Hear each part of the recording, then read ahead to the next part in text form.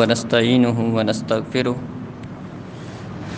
ونعوذ بالله من شرور أنفسنا وسيئات أعمالنا من يهده الله فلا مضل له ومن يضلل فلا هادي له وأشهد أن لا إله إلا الله وحده لا شريك له وأشهد أن محمدًا عبده ورسوله أعوذ بالله من الشيطان الرجيم يا أيها الذين آمنوا اتقوا الله حق تقاته ولا تموتن إلا وأنتم مسلمون يا أيها الناس اتقوا ربكم الذي خلقكم من نفس واحدة وخلق منها زوجها وبث منهما رجالا كثيرا ونساء واتقوا الله الذي تساءلون به والأرحام إن الله كان عليكم رقيبا يا أيها الذين آمنوا اتقوا الله وقولوا قولا سديدا يصلح لكم أعمالكم ويغفر لكم ذنوبكم ومن يطع الله ورسوله فقد فاز فوزا عظيما أما بعد فإن خير الحديث كتاب الله وخير الهدي هدي محمد صلى الله عليه وسلم وشر الأمور محدثاتها وكل محدثة بدعة وكل بدعة ضلالة وكل ضلالة في النار وإذ يرفع إبراهيم القواعد من البيت وإسماعيل ربنا تقبل منا إنك أنت السميع العليم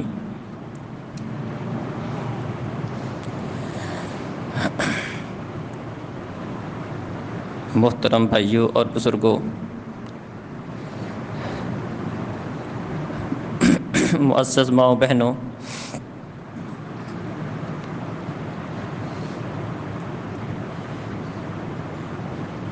ابراہیم علیہ السلام اور اسماعیل علیہ السلام جس وقت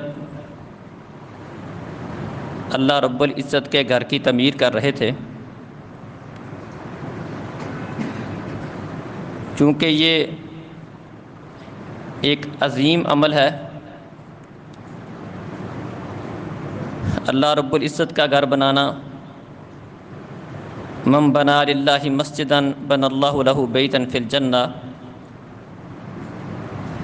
جو اللہ کا گھر زمین پر بناتا ہے، اللہ رب العزت اس بندے کا گھر جنت میں بنا دیتے ہیں۔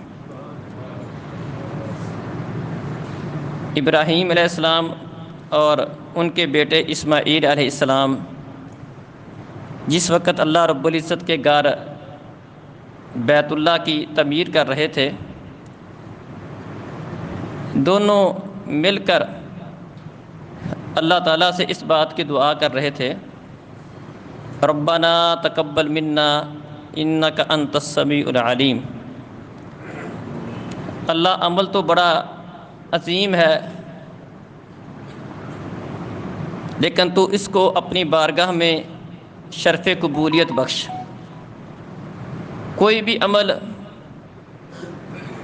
جو جتنا بھی عظیم ہو، بڑا ہو، اس کی اہمیت اس وقت ہے جب اللہ رب العزت اسے اپنی بارگاہ میں قبول کر لے۔ بلکہ اللہ رب العزت تو اگر کسی بندے کا کوئی چھوٹا سا عمل بھی قبول کر لے تو بعض اوقات کسی مسلمان کا وہ چھوٹا سا عمل بھی اس کے لیے نجات کا ذریعہ بن جاتا ہے۔ نبی مکرم صلی اللہ علیہ وسلم نے فرمایا، من امات اذن عن طریق المسلمین، جو شخص مسلمانوں کے راستے سے کسی تکلیف دہ چیز کو ہٹا دیتا ہے،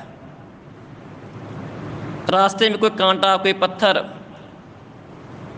یا کوئی بھی چیز جو لوگوں کے لیے راستے میں رکاوٹ بن رہی تھی، ان کے لیے تکلیف کا باعث تھی،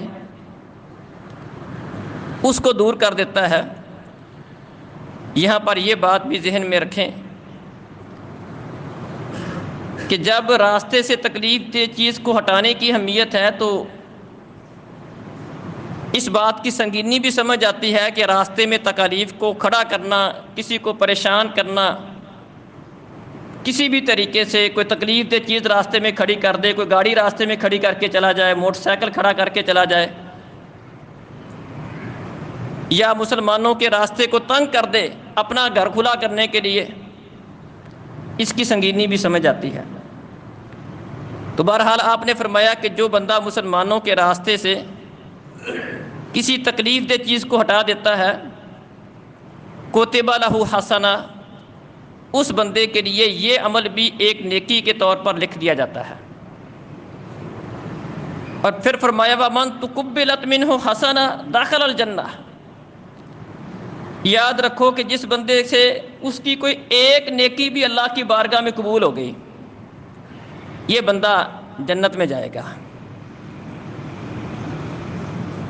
جس طرح نیکی کرنا بہت ضروری ہے، قیامت والے دن انہی نیک اعمال کی بنیاد پر اللہ رب العزت جنت یا جہنم کا فیصلہ کرے گا۔ جو لوگ نیک اعمال کر کے اللہ کی بارگاہ میں آئے ہوں گے، ان کے نیکی والے پلڑے بھاری ہوں گے، اللہ تعالیٰ نے ان لوگوں کے لیے اپنی جنت تیار کر رکھی ہے۔ تو ایک مسلمان کو نیکی کی فکر کرنا کہ اس کی نیکیاں زیادہ ہوں، گناہ کم ہوں یا ہو ہی نہ، اس کی بڑی اہمیت ہے، اس کے اوپر کامیابی کا انحصار ہے۔ اسی طرح اس بات کی فکر کرنا بھی بڑی ضروری ہے کہ اللہ احکم الحاکمین ہماری نیکیاں قبول کر لے۔ جس طرح رمضان کا مہینہ گزرا ہے، ہم نے رمضان کے روزے رکھے ہیں، نیکی کے اعمال کیے ہیں، نماز، روزہ، قرآن کی تلاوت، ان اعمال کا کرنا انتہائی ضروری تھا، ہے۔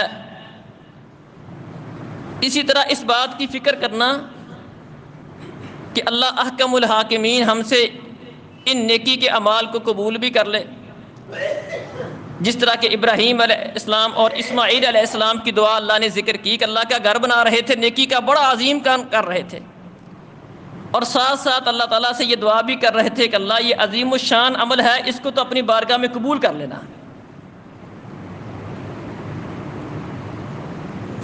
اللہ تعالیٰ نے قرآن مجید کے اندر ان لوگوں کے کچھ اوصاف بیان کیے ہیں جو نیکی کے کام میں آگے بڑھنے والے ہیں، بڑھ چڑھ کر نیکی کرنے والے ہیں۔ اللہ رب العزت نے ان کی کچھ صفتیں، کچھ اعمال بیان کیے ہیں۔ ان الذین هم من خشیۃ ربہم مشفقون، نیکی کے کاموں میں سبقت کرنے والے، آگے بڑھنے والے وہ لوگ ہوتے ہیں جو اپنے رب سے بہت زیادہ ڈرنے والے ہوتے ہیں۔ والذین هم بآیات ربہم یؤمنون، اور وہ اپنے رب کی آیتوں کے اوپر ایمان رکھتے ہیں۔ والذین هم بربہم لا یشرکون، اللہ کے ساتھ کسی کو شریک نہیں بناتے۔ والذین یؤتون ما آتوا وقلوبہم واجلہ، اور جو بھی وہ کرتے ہیں، جو بھی وہ دیتے ہیں، جو بھی وہ خرچ کرتے ہیں، جو بھی نیکی کے وہ اعمال بجا لاتے ہیں، وہ ڈر رہے ہوتے ہیں انہم الی ربہم راجعون، کہ ان کو اپنے رب کے پاس لوٹنا ہے، اس کی طرف جانا ہے۔ اولئک یسارعون فی الخیرات وہم لہا سابقون، یہی وہ لوگ ہیں جو خیر کے کاموں میں جلدی کرنے والے ہیں اور اس کے لیے آگے بڑھنے والے ہیں۔ اب اس آیت پر غور کریں۔ اس آیت میں اللہ تعالیٰ نے نیکی کی طرف جلدی کرنے والے، اس کی طرف سبقت کرنے والوں کا ایک وصف یہ بیان کیا ہے، والذین یؤتون ما آتوا، کہ وہ لوگ جو بھی کرتے ہیں، کوئی خرچ کرتے ہیں، صدقہ خیرات کرتے ہیں، زکوٰۃ دیتے ہیں، نماز روزے کا اہتمام کرتے ہیں، یہ سارے کام کرنے کے ساتھ ساتھ ان کو اس بات کی بڑی فکر ہوتی ہے، اس بات سے وہ بڑے ڈرتے ہیں کہ انہوں نے اپنے رب کے سامنے پیش ہونا ہے۔ اس آیت کا مطلب اما عائشہ رضی اللہ عنہا نے پوچھا پیارے نبی سے کہ اللہ کے رسول، یہ جن کا اللہ نے وصف بیان کیا ہے کہ یہ لوگ اللہ کی راہ میں خرچ کرنے کے باوجود، اچھے کام کرنے کے باوجود بھی ڈر رہے ہوتے ہیں، یہ کون لوگ ہیں؟ کیا یہ وہ لوگ ہیں کہ اچھے کام تو کرتے ہیں لیکن اس کے ساتھ ساتھ کوئی چوری، کوئی اس طرح کے غلط کام بھی کرتے ہیں؟ یہ غلط کام کرنے والے اس بات سے ڈر رہے ہوتے ہیں کہ انہوں نے اپنے رب کے سامنے پیش ہونا ہے۔ تو پیارے نبی صلی اللہ علیہ وسلم نے فرمایا تھا، فرمایا اے بنت صدیق، وَلَٰكِنَّهُ الرَّجُلُ يَصُومُ وَيُصَلِّي وَيَتَصَدَّقُ وَيَخَافُ أَلَّا يُقْبَلَ مِنْهُ۔ فرمانے لگے پیارے نبی صلی اللہ علیہ وسلم کہ اس آیت کے اندر جو اللہ تعالیٰ نے ذکر کیا ہے کہ وہ سارا کچھ کرنے کے باوجود بھی ڈر رہے ہوتے ہیں، فرمایا اس سے مراد وہ لوگ ہیں جو نماز، روزہ، زکوٰۃ، اچھے کام کرتے ہیں لیکن اس کے باوجود اس بات سے ڈر رہے ہوتے ہیں کہ کہیں ایسا نہ ہو کہ ان کی یہ حسنات اللہ کی بارگاہ میں قبول ہونے سے رہ جائیں۔ انہیں اس بات کی بڑی فکر ہوتی ہے کہ یہ ہماری حسنات اللہ تعالیٰ اپنی بارگاہ میں قبول بھی کر لے، کیونکہ کتنے ہی لوگ ایسے ہوں گے عاملۃ ناصبہ، اللہ کہتے ہیں عمل کر کر کے تھکے ہوئے ہوں گے، تصلا نارا حامیہ۔ بہت سارے لوگ ایسے ہوں گے کہ عمل کرنے کے باوجود جہنم کا ایندھن بن جائیں گے۔ تو جس طرح عمل کرنا انتہائی ضروری ہے، اچھے اعمال بجا لانا انتہائی ضروری ہے، اسی طرح ایک مومن کو، ایک مسلمان کو اس بات کی فکر کرنا بڑی ضروری ہے کہ اس کی یہ حسنات، یہ اچھی کام اللہ کی بارگاہ میں قبول بھی ہو جائے، اللہ انہیں ریجیکٹ نہ کر دے۔ اللہ اکبر۔ تو فرمایا کہ اس آیت کا مطلب یہ ہے کہ یہ لوگ اچھے کام کرنے کے باوجود اس بات سے ڈرتے ہیں کہ کہیں ایسا نہ ہو کہ یہ ہماری نیکیاں قبول ہونے سے رہ جائیں۔ اور نیکی کن کی قبول ہوتی ہے، اس کی کچھ علامتیں، کچھ نشانیاں بھی قرآن و حدیث کے اندر بیان ہوئی ہیں۔ اللہ تعالیٰ نے سورہ الاحقاف کے اندر اس بات کا، انسان کا تذکرہ کرتے ہوئے اس کے اوپر اپنے انعامات کا ذکر کرتے ہوئے یہ بات ذکر کی ہے کہ ہم نے انسان کو اپنے والدین کے ساتھ اچھا برتاؤ کرنے کا تاکیدی حکم دیا ہے۔ اس کی ماں نے اس کو بڑی تنگی کے اندر اس کو اٹھائے رکھا اور اس کا بڑا خیال رکھا۔ آگے اللہ تعالیٰ نے اس بات کا ذکر کیا ہے، حتیٰ اذا بلغ اشدہ و بلغ 40 سنہ، کہ انسان جب اپنی مضبوطی کی عمر کو، جوانی کی عمر کو پہنچ جائے اور 40 سال کی عمر کو پہنچ جائے، قال رب اوزعنی ان اشکر نعمتک التی انعمت علی وعلی والدی، تو انسان اللہ تعالیٰ سے اس بات کی دعا کرے کہ اللہ مجھے اس بات کی توفیق دے کہ میں تیری نعمت کا شکر ادا کروں، جو نعمت تو نے میرے اوپر کی ہے اور میرے والدین پر کی ہے، وَأَنْ أَعْمَلَ صَالِحًا تَرْضَاهُ، اور مجھے اچھے کام کرنے کی توفیق عطا فرما، ایسے کام کرنے کی توفیق عطا فرما جن کو تو پسند کرتا ہے۔ وَأَصْلِحْ فِي ذُرِّيَّتِي، وَأَصْلِحْ لِي فِي ذُرِّيَّتِي، اور میرے لیے میری اولاد کی اصلاح فرما دے۔ اِنِّی تُبْتُ إِلَيْكَ وَإِنِّی مِنَ الْمُسْلِمِينَ، اللہ میں تیری طرف رجوع کرتا ہوں اور میں مسلمانوں میں سے ہوں۔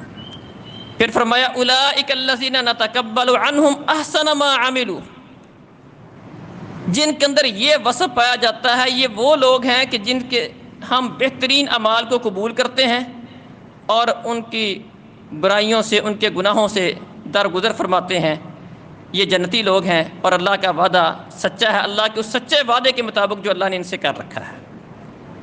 اب اس آیت پر تھوڑا سا غور کریں، اس میں 2-3 باتیں سمجھنے کی ہیں۔ ایک بات تو یہ سمجھ آتی ہے کہ اللہ تعالیٰ نے ہمیں اس بات کی تعلیم دی ہے کہ نوجوان بالخصوص جو 40 سال کی عمر کو پہنچ جائے، اس سے بڑی عمر والا بھی، لیکن نوجوان اور 40 سال کی عمر کو جو پہنچ جائے وہ یہ دعا بطور خاص مانگے، اللہ تعالیٰ سے شکر کی توفیق مانگے، عمل صالح کی توفیق مانگے، اللہ تعالیٰ کی نعمتوں کو یاد کرے اور اپنے والدین کے اوپر اللہ تعالیٰ نے جو انعامات کیے ہیں ان کو یاد کر کے ان کے شکر کی توفیق مانگے اور اولاد کی اصلاح کی دعا مانگے۔ ایک بات تو یہ ہے۔ دوسری اس سے یہ بات بھی سمجھ آتی ہے کہ ان اعمال کی اہمیت، کہ یہ کتنے اہم کام ہیں۔ اللہ تعالیٰ کی عبادت، شکر، عمل صالح، اولاد کا نیک ہونا، والدین کی خدمت، یہ ایک ایسے اعمال ہیں کہ بطور خاص اللہ تعالیٰ نے ان کی توفیق مانگنے کا حکم دیا ہے۔ اور تیسری بات یہ سمجھ آتی ہے کہ یہ والے کام جو بندہ کرتا ہے، جو بندہ اللہ تعالیٰ سے شکر کی توفیق مانگتا ہے، عمل صالح کی توفیق مانگتا ہے، اپنے والدین کے اوپر احسانات کو یاد کر کے ان کا شکر ادا کرتا ہے، ان کے شکر کی توفیق مانگتا ہے، اور اپنی اولاد کی اصلاح کی فکر کرتا ہے، ان کے متعلق فرمایا کہ جس بندے کے اندر یہ والے وصف ہوں، عمل صالح کی توفیق مانگنے والا، شکر کی توفیق مانگنے والا، اولاد کی اصلاح کی فکر کرنے والا، فرمایا اولئک الذین نتقبل عنہم احسن ما عملوا، ہم ان کے اچھے کاموں کو قبول کرتے ہیں۔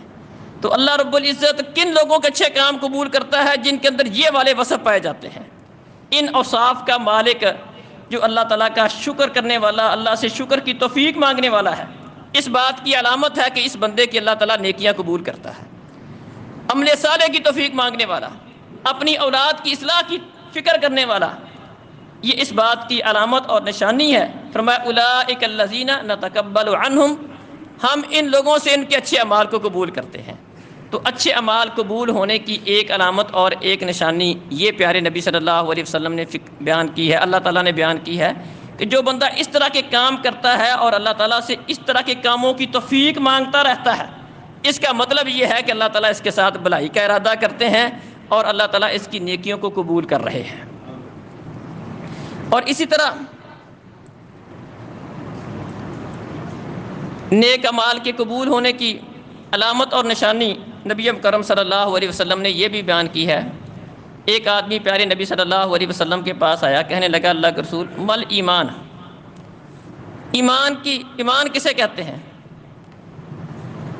ایمان کی علامت نشانی کیا ہے؟ کہ بندے کے اندر ایمان موجود ہے۔ ایمان کی تعریف پوچھنا اس کا مقصد نہیں تھا، ورنہ ایمان کی تعریف تو نبی مکرم صلی اللہ علیہ وسلم نے اور بیان کی ہے۔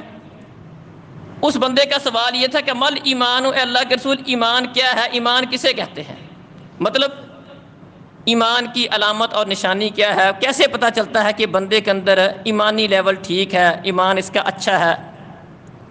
تو نبی مکرم صلی اللہ علیہ وسلم نے ایمان کی علامت اور نشانی کیا بیان فرمائی؟ فرمایا اذا سرت کا حسنتک وساءت کا سیئتک فانت مؤمن۔ ایمان جانچنا ہو کہ میرے دل میں ایمان کتنا ہے۔ فرمایا اگر تیری نیکی تجھے اچھی لگتی ہے، نیکی کرنے سے سرور ملتا ہے، اور گناہ تجھے برا لگتا ہے، گناہ کرنا تجھے اچھا نہیں لگتا، تو گناہ سے دور بھاگتا ہے، نیکی کرنے کا تیرے دل میں شوق ہے، نیکی کر لے تجھے مزہ آتا ہے، گناہ کر لے تو تڑپ اٹھتا ہے، اگر یہ وصف تیرے اندر ہے فانت مؤمن، تو یہ اس بات کی علامت اور نشانی ہے کہ تیرے دل کے اندر ایمان موجود ہے۔ اللہ اکبر۔ اسی طرح کی بات پیارے نبی صلی اللہ علیہ وسلم نے حنظلہ رضی اللہ عنہ کو بیان کی تھی۔ حنظلہ رضی اللہ عنہ ایک دفعہ ابو بکر صدیق رضی اللہ عنہ کے ساتھ ملاقات ہوئی، حال چال پوچھا، تو حنظلہ رضی اللہ عنہ کہنے لگے کہ حال کیا بتاؤں، نافق حنظلہ، حنظلہ تو منافق ہو گیا۔ کہا کیا ہوا؟ کہا اللہ کے رسول کی مجلس میں ہوتے ہیں، ایمان بڑا اونچا ہوتا ہے، ایسے لگتا ہے جیسے جنت اور جہنم کو اپنی آنکھوں سے دیکھ رہے ہیں۔ گھر آ جاتے ہیں، بیوی بچوں کے اندر مصروف ہو جاتے ہیں، ایمانی کیفیت وہ والی نہیں رہتی۔ یہ تو نفاق ہے، وہاں ایمان اور ہے، یہاں ایمان اور ہے۔ ایمان ایک درجے کا نہیں، ایک لیول کا نہیں۔ پیارے نبی کی مجلس کے اندر ایمان بڑھ جاتا ہے، بعد میں جا کر کم ہو جاتا ہے، یہ تو نفاق ہوا کہ دل کے اندر ایمانی لیول وہ نہیں رہا۔ پیارے نبی صلی اللہ علیہ وسلم کے پاس مسئلہ آتا ہے، ابو بکر صدیق رضی اللہ عنہ حنظلہ کو کہتے ہیں یہ حالت تو میری بھی ہے۔ دونوں اللہ کے رسول کے پاس آتے ہیں، حنظلہ اپنا مسئلہ بیان کرتے ہیں۔ پیارے نبی صلی اللہ علیہ وسلم نے فرمایا کہ ایک ہی طرح کا ایمان ہر وقت نہیں ہوتا، اگر تمہاری ایمانی کیفیت ہمیشہ ایک ہی وقت کی رہے، ایک ہی طرح کی رہے، تو پھر تو زمین پر آ کر فرشتے تمہارے ساتھ مصافحہ کریں۔ لیکن فرمایا اگر تجھے تیری نیکی خوش کرتی ہے، گناہ ہو جائے تو پریشانی لاحق ہوتی ہے، تجھے اپنے ایمان کی فکر ہے کہ میرا ایمان کم تو نہیں ہو رہا، میرا ایمانی لیول درجہ پہلے سے کمزور تو نہیں پڑ رہا، تجھے اپنے ایمان کی فکر ہونا یہ اس بات کی علامت اور نشانی ہے کہ تیرے دل کے اندر ایمان موجود ہے۔ اللہ اکبر۔ تو نیکی کی علامت اور پہچان، نیکی کے قبول ہونے کی علامت اور پہچان ایک یہ بھی بیان کی گئی ہے کہ نیکی بندے کو لذت دیتی ہے، نیکی کرنے سے ایک مزہ آتا ہے، اور گناہ کرنے سے بندے کو پریشانی ہوتی ہے۔ یہ اس بات کی علامت اور نشانی ہے کہ اس بندے کی نیکی اللہ کی بارگاہ میں قبول ہو رہی ہے۔ اسی طرح نیکی کے قبول ہونے کی ایک علامت اور نشانی یہ بھی ہے کہ اگر بندہ نیکی کرنے کے بعد مزید نیکیاں کرتا ہے، اس کا مطلب ہے پہلی نیکی قبول ہے۔ اور اگر نیکی کرنے کے بعد رمضان کے روزے رکھے، قرآن کی تلاوت کی، اعتکاف بھی بیٹھ گیا، لیکن جو ہی یہاں سے اٹھا وہی باقی جو پہلے غلط کام کرتا تھا، سب سے پہلے نائی کی دکان پہ چلا گیا، نماز پڑھتا تھا فجر کی نماز میں شامل نہیں ہوا، رمضان کے اندر موبائل کا غلط استعمال نہیں کرتا تھا، جو ہی چاند نظر آیا پھر وہی روٹین اس کی بن گئی، جو معاملات پہلے تھے بالکل اسی طرح کے معاملات بن گئے۔ اس کا مطلب یہ ہے کہ وہ جو نیکی آپ نے کی ہے اس کی فکر کریں، وہ اللہ کی بارگاہ میں قبول نہیں ہوئی۔ نیکی کے قبول ہونے کا مطلب یہ ہے کہ اگر نیکی قبول ہوئی ہے تو نیکی نیکی کو کھینچتی ہے، یہ یاد رکھیں۔ آپ ایک نیکی کریں اور نیکی کرنے کو دل کرے گا بشرطے کہ وہ اللہ قبول کر لے۔ قرآن کا ایک رکوع پڑھے ایک اور پڑھنے کو دل کرے گا، قرآن پڑھیں گے نماز پڑھنے کو بھی دل کرے گا، نماز پڑھیں قرآن پڑھنے کو بھی دل کرے گا۔ ایسا نہیں ہو سکتا کہ ایک مسلمان ہے قرآن پڑھنے کو دل کرتا نماز کو نہیں کرتا، ایسا نہیں ہوتا۔ نماز پڑھتا قرآن پڑھنے کو دل نہیں کرتا، ایسا نہیں ہوتا۔ جب بندہ نیکی کرتا ہے تو نیکی نیکی کو کھینچتی ہے، گناہ گناہ کو کھینچتا ہے، یہ یاد رکھیں۔ ایک بندہ کوئی بڑا مجرم ہے، شروع سے بڑا مجرم نہیں بنتا، پہلے چھوٹے چھوٹے گناہ کرتا ہے۔ پیارے نبی نے فرمایا اللہ چور پر لعنت کرے، انڈا چوری کر لیا، اس کا ہاتھ کٹ گیا۔ اب انڈے پر تو ہاتھ نہیں کٹتا شریعت کے مطابق، ہاتھ کٹنے کے لیے کم سے کم ربع دینار مالیت کی کوئی چیز چوری کرے گا، ہاتھ کٹے گا۔ ایک انڈے کی مالیت ربع دینار نہیں ہے، وہ تو کوئی 20 25 30 40 سے زیادہ بن جائے۔ اب اس کا کیا مطلب ہے کہ انڈا چوری کیا، ہاتھ کٹ گیا، انڈا تو 25 30 روپے کا ہے۔ مطلب اس کا یہ ہے کہ انڈا ابتدا بنا چوری کی، ایک چوری کی، پھر اس سے بڑھتا بڑھتا بڑھتا بہت بڑا چور بن گیا، اور نتیجہ کیا نکلا؟ ہاتھ کٹ گیا۔ کیا مطلب سمجھ آیا؟ گناہ گناہ کو کھینچتا ہے۔ بندہ بڑا مجرم، بڑا ڈکیت، زانی، بڑا مجرم شروع سے نہیں بنتا، چھوٹے گناہ کرتا ہے، پھر وہ آہستہ آہستہ بڑے گناہ کرتا ہے۔ گناہ گناہ کو کھینچتا ہے، نیکی نیکی کو کھینچتی ہے۔ تھوڑا سا مشکل ہو کر بندہ نیکی کرتا ہے، پھر مزید نیکی کرنے کو دل کرتا ہے، آہستہ آہستہ وہ نیکیوں کے اندر آگے بڑھنا شروع ہو جاتا ہے۔ اس کی دلیل کیا ہے؟ نبی اکرم صلی اللہ علیہ وسلم نے فرمایا علیکم بالصدق، اس مثال کو سمجھو۔ فرمایا سچائی کو لازم پکڑو، سچ بولا کرو۔ علیکم بالصدق فإن الصدق یہدی الی البر وإن البر یہدی الی الجنہ۔ فرمایا سچ کو لازم پکڑو، ہمیشہ سچ بولو، کیونکہ سچ بولنا یہ بندے کو نیکی کی طرف لے کے جاتا ہے۔ سچ بھی نیکی ہے، سچ بولنا بھی نیکی ہے، لیکن یہ سچ اکیلا نیکی نہیں ہے، یہ سچ ایسی نیکی ہے کہ یہ کرو گے اور نیکیاں بھی کرو گے، اور نیکی بندے کو جنت کی طرف لے کے جاتی ہے۔ فرمایا آدمی سچ بولتا ہے، کوشش کرتا رہتا ہے کہ جھوٹ نہیں بولنا، سچ ہی بولنا ہے۔ یکتب عند اللہ صدیق، اللہ کے ہاں لکھ دیا جاتا ہے، اللہ کہتے ہیں اس کے متعلق لکھ دو یہ بڑا سچا آدمی ہے۔ کیا بات سمجھ آئی؟ سچ نیکی کی طرف لے کے جاتا ہے، سچ بھی نیکی ہے لیکن نیکی نیکی کی طرف کھینچتی ہے۔ اور فرمایا ایاکم والکذب، جھوٹ سے بچو، فإن الکذب یہدی الی الفجور، جھوٹ بذات خود بھی گناہ ہے لیکن مزید گناہوں کی طرف بھی لے کے جاتا ہے، گناہ کی طرف کھینچتا ہے، بندہ ایک کرتا ہے پھر اور کرتا ہے پھر اور کرتا ہے، دبے جب بڑھتے ہیں گناہ بڑھتے ہیں، ایک کرے پھر اور کرے گا۔ فرمایا آدمی جھوٹ فرمایا گناہ کی طرف، اور گناہ بندے کو جہنم کی طرف لے جاتا ہے۔ اب ذرا غور کریں کہ جھوٹ بولنے کی وجہ سے بندہ جہنم میں چلا گیا، اس کا کیا مطلب؟ یہ اکیلا ایک بندے نے کوئی سچ بولا ہے تو سچ بولنے سے بندہ جنت میں چلا گیا؟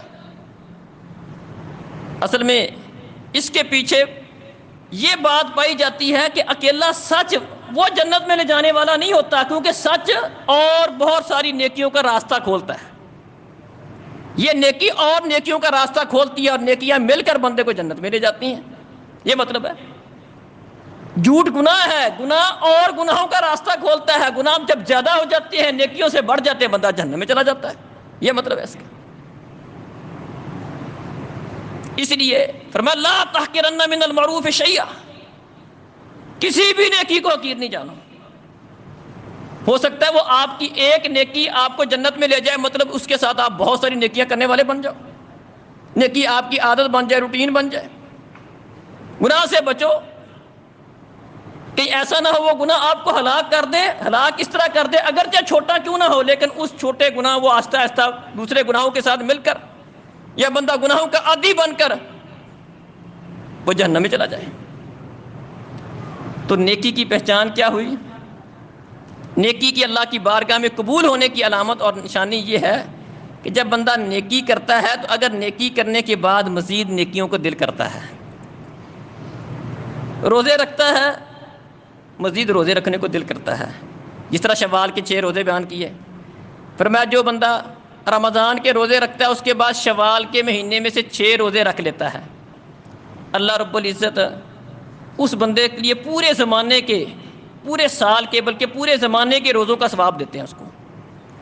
سال کے روزے اس طرح بن جاتے ہیں کہ ایک نیکی 10 کے برابر ہے، 30 یہ رکھ دیے، 6 اور رکھ کے 36 بنا لیے، 360 دن کے برابر اللہ نے اس کے روزے بنا دیے، گویا کہ اس نے 360 دنوں کے روزے رکھ لیے، اللہ 10 کے ساتھ ضرب دے دیتا ہے، ہر سال ایسا کرے گا گویا کہ اس نے زمانے بھر کے روزے رکھ لیے۔ ایک نیکی کرے اور کرنے کو دل کرے، ایسا نہ ہو رمضان گزرے روٹین پہلے والی ہو جائے، نماز میں سست ہو جائے، مسجد کا رخ نہ کرے، جماعت کے ساتھ نمازیں چھوڑ دے، قرآن کو ہاتھ نہ لگائے۔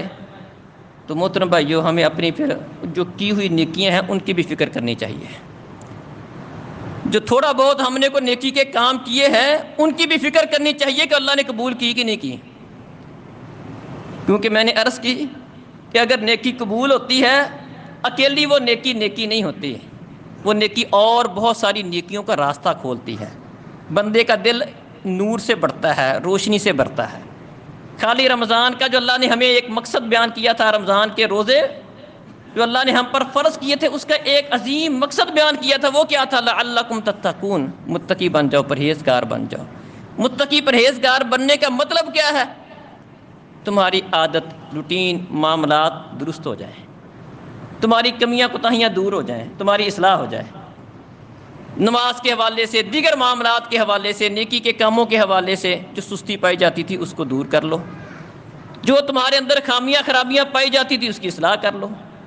اگر یہ مقصد پورا ہے، نیکی کا شوق باقی ہے، دل کرتا ہے نیکی کا مزید، جماعت کے ساتھ شامل ہونے کو دل کرتا ہے، قرآن کی تلاوت کو دل کرتا ہے، صدقہ خیرات کو مزید پھر دل کرتا ہے، تو پھر تو ہمیں خوش ہونا چاہیے کہ ہماری نیکی اللہ کی بارگاہ میں قبول ہے۔ اور اگر اس کے برعکس معاملہ ہے کہ رمضان گزرنے کے ساتھ ہی وہ مسجد کے ساتھ تعلق بھی ختم ہو گیا، وہ قرآن کے ساتھ بھی تعلق ختم ہو گیا، صدقہ خیرات، دیگر عبادات، دعائیں، اللہ تعالیٰ سے التجائیں، وہ سارا کچھ ختم ہو گیا، تو پھر ہمیں اپنی ان سابقہ نیکیوں کی بھی فکر کرنی چاہیے۔ تو محترم بھائیوں اور بزرگوں، آج کے خطبہ جمعہ کا خلاصہ یہی ہے، نیکی کرنا بہت ضروری ہے۔ اللہ تعالیٰ نے جنتی لوگوں کے اوصاف میں سے ایک وصف یہ بیان کیا ہے، والعصر ان الانسان لفی خسر، زمانے کی قسم سارے انسان گھاٹے اور خسارے میں ہیں، سب، الا الذین آمنوا وعملوا الصالحات، ہاں وہ لوگ جو ایمان لائے اور ایمان لانے کے ساتھ ساتھ وہ نیک اعمال کرتے رہے۔ جنت میں جانے کے لیے نیک اعمال کا پایا جانا ضروری ہے، نیکی کرنا ضروری ہے، اور ایک مسلمان کو اپنے نیک اعمال کی فکر کرنا بھی بڑی ضروری ہے۔ جیسا کہ میں نے ابراہیم اور اسماعیل علیہ السلام کی مثال آپ کے سامنے رکھی، اللہ تعالیٰ سے دعائیں کر رہے تھے، اللہ کا گھر بھی بنا رہے تھے، بڑا عظیم کام کر رہے تھے، لیکن ساتھ ساتھ فکر کیا کرتی؟ ربنا تقبل منا انک انت السمیع العلیم، اللہ قبول کر لینا، تو سننے والا ہے، سب کچھ جاننے والا ہے، تو ہماری نیتوں کو جانتا ہے، تو ہمارے مقصد کو جانتا ہے، ہمارا مقصد کیا ہے، تیرا گھر بنانے کا مقصد کیا ہے۔ اللہ تعالیٰ سے اس بات کی دعا کرتے رہنا اور اس بات کی فکر کرتے رہنا، کہیں ایسا نہ ہو کہ نیکیاں کی اور اللہ قبول ہی نہ کرے۔ جیسا کہ میں نے قرآن کی آیت بھی آپ کے سامنے رکھی، والذین یؤتون ما آتوا، اللہ نے فرمایا یہ اللہ کے نیک بندے جو نیکیوں میں آگے بڑھنے والے ہیں، یہ وہ لوگ ہوتے ہیں جو اچھا کام کرنے کے باوجود اس بات سے ڈرنے والے ہوتے ہیں کہ اللہ کی بارگاہ میں پیش ہونا ہے، یہ پتہ نہیں قبول ہوئی کہ نہیں ہوئی۔ اچھے کام کرنے کے باوجود نماز، روزہ، زکوٰۃ، حج، اچھے اچھے عبادات، اچھے اچھے کام کرتے ہیں، ساتھ انہیں فکر بھی بڑی ہوتی ہے اللہ قبول کر لینا، اور ہر اس عمل سے بچنے کی کوشش کرتے ہیں جس کی وجہ سے نیکی قبول ہونے سے رہ جائے۔ نیکی کرنے کے بعد مزید نیکیاں کرتے ہیں، اس کے الٹ نہیں کرتے، اور اللہ تعالیٰ سے دعا بھی کرتے رہتے ہیں۔ اللہ تعالیٰ ہماری عید سے پہلے کی ہوئی نیکیاں بھی قبول کر لے، اور عید کے بعد بھی ہمیں جو ہم نے پہلے نیکیاں کی تھی اس طرح بلکہ اس سے بڑھ کر ہمارے دل میں نیکی کا شوق، جذبہ، محبت اللہ تعالیٰ ہمارے دل میں پیدا کر دے، ہم نیکی سے پیار کرنے والے بن جائیں، اور یہ نیکیاں ہمیں اللہ رب العزت کی جنت میں لے جانے والی بن جائیں۔ اللہ سمجھنے اور عمل کی توفیق عطا فرمائے۔